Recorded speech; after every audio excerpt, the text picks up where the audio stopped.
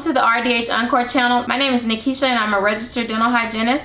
So there's been a lot of buzz about and patients asking questions about the activated charcoal trend for whitening teeth. So I wanted to talk about that today. So in this video, I want to tell you more about activated charcoal and give you 5 things to consider before you decide to use one of these types of products. So what is activated charcoal? So activated charcoal is a porous substance that is said to be able to bind to toxins such as bacteria and stain. It is created by charcoal being heated at high temperatures, sometimes called activated carbon, a charcoal that has been treated to increase its binding properties. So what are the benefits of activated charcoal? Besides its claims to whitening teeth, activated charcoal is used in hospitals for treating poisoning and drug overdoses. So it's considered to be anti-inflammatory, antibacterial, and alters pH. So it's used for cleaning wounds, cleaning pores in your face, and helping with gastric bloating and gas. Wow, it has quite a few uses. So there are 2 different types of activated charcoal products that are used for whitening teeth. First type is a toothpaste form. So it normally comes in a regular toothpaste tube like a regular toothpaste would. It's in a paste form, of course. Second type is a powder or a scrub form. This particular one normally comes like in a small canister, and it's usually like in a powder form.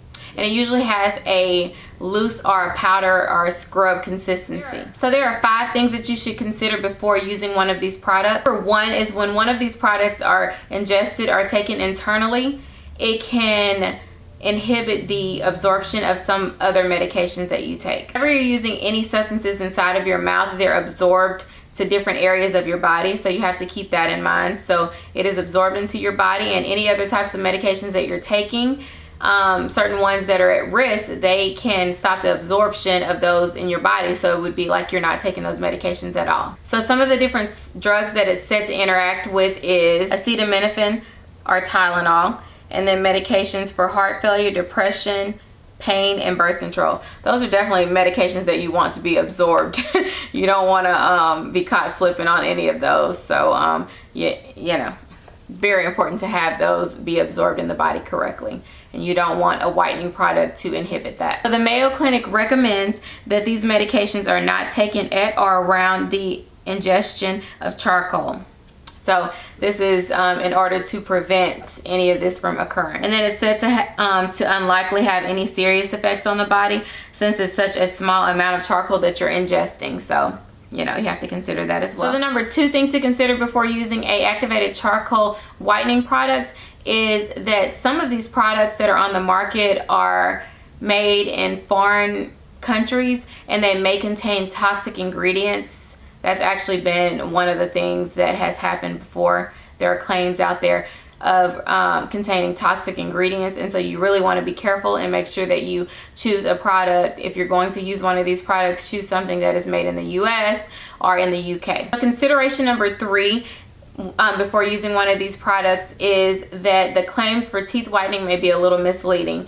Now, this particular substance, like I said, it binds to the stain and bacteria, and so therefore it would remove stain. Okay, so that's completely different than whitening. When you're using hydrogen peroxide or one of those types of active ingredients for whitening, it's basically lifting the color of the tooth versus removing stain. Now this particular substance, activated charcoal, it's basically like an abrasive type of substance, and so it's binding to it, but it's also just kind of like removing the stain versus actually, I guess, bleaching the teeth, I guess you would say.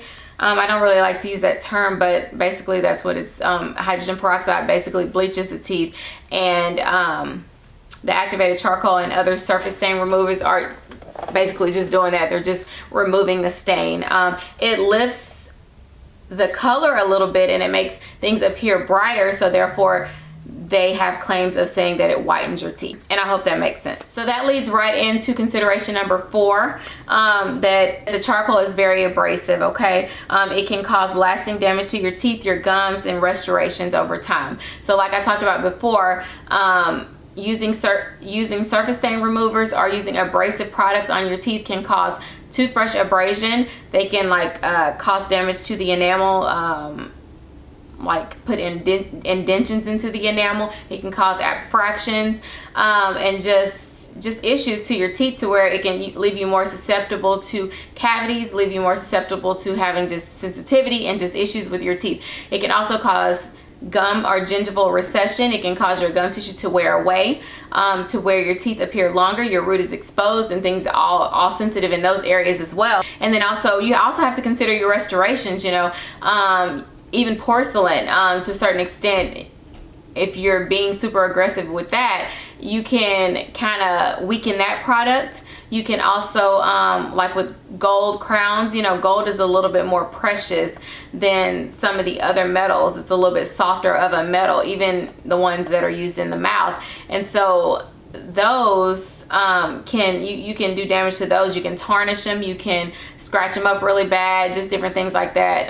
Consider with porcelain and then gold products in the mouth, or like restorations in the mouth. So another thing also is that it can collect in crevices of existing dental restorations and give them a black color. So I've seen that many times in the mouth. It can cause the activated charcoal to get stuck in those crevices and make everything look dark and black, like the activated charcoal. So you don't really want your restorations looking black. You don't want anything in your mouth looking black. So and then also it leaves you more open to getting cavities, because with constantly rubbing off the surface of the enamel of the tooth in order to remove the stain that this activated charcoal does, it's weakening the enamel. And also a lot of these products leave out the fluoride content in its toothpastes and, you know, in its I guess scrub form, and so that's not there to help to rebuild the enamel. So constantly you're weakening the enamel without restoring anything. So that's another thing to consider. It leaves you open to getting cavities. So out of these two forms of activated charcoal products, the toothpaste is said to be the least abrasive, I guess because of the form that it's in. I mean, scrub, that doesn't sound like something I want to use on my teeth, to scrub them, literally scrub them. No.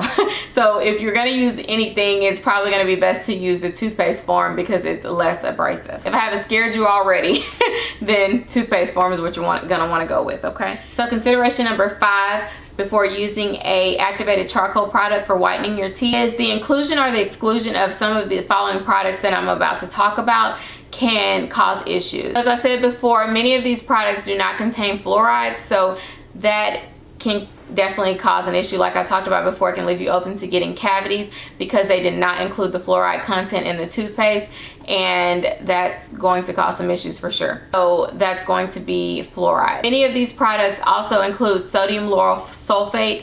Now this is an ingredient that usually causes gingival irritation. It is included in other toothpastes on the market. I want to say that Colgate Total is one of them. A lot of people have gingival irritation or sloughing of the gum tissue. I'll look into it and I'll put the information in the description down below, but I believe it's one of the main ones that I've heard of is going to be Colgate Total, and it contains that SLS, sodium lauryl sulfate, and it causes gingival irritation in some people, and so you have to be careful and I guess also consider whether that product includes that, because you can start to have issues with your gums. So keep that in mind. So many of these products also contain citric acid for flavoring, and it can cause sensitivity in some people as well, just like the sodium lauryl sulfate.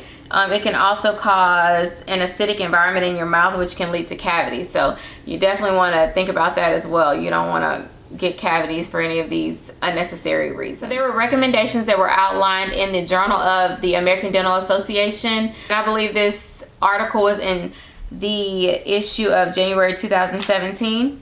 It says JADA, which is the Journal of American Dental Association, concluded that there is insufficient clinical and laboratory data to substantiate the safety and efficacy claims to charcoal and charcoal-based. Larger scale design studies are needed to establish conclusive evidence. It also goes on to say that they advise dental professionals to advise their patients to be cautious when using charcoal and charcoal-based toothpastes and products with unproven claims of efficacy and safety. So my recommendations when considering using one of these products is not using this product to whiten your teeth if possible.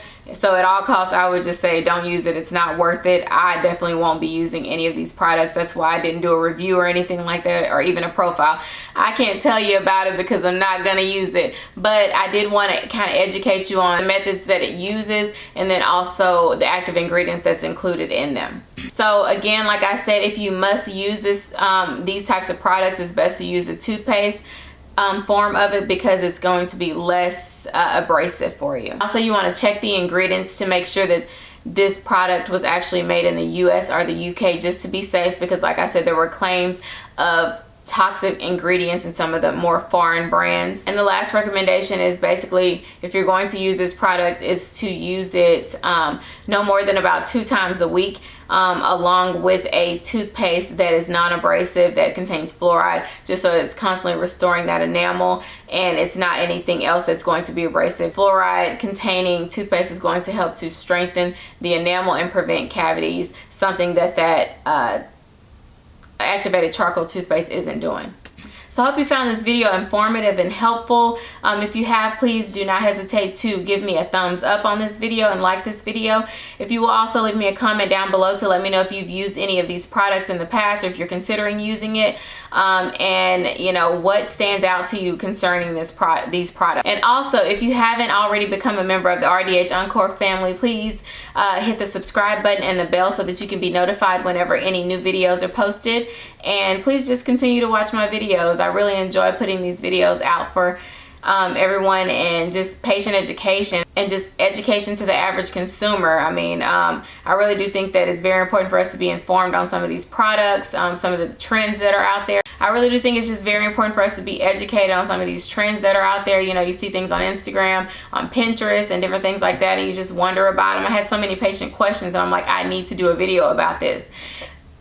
And I just need to get more information myself, because there are certain things that we don't hear about because they don't hit the dental journals for a while, you know. So very important to just be informed and to make the best decision concerning your overall health, and not just, you know, something cosmetic. You know, everyone has their certain things that are important to them. So if you're going to use this product, just be safe and try to follow the recommendations that were given by the Journal of the American Dental Association, and even my recommendations. So that's all that I have for today. So until next time, everyone, take care, and remember to let your smile shine. Bye.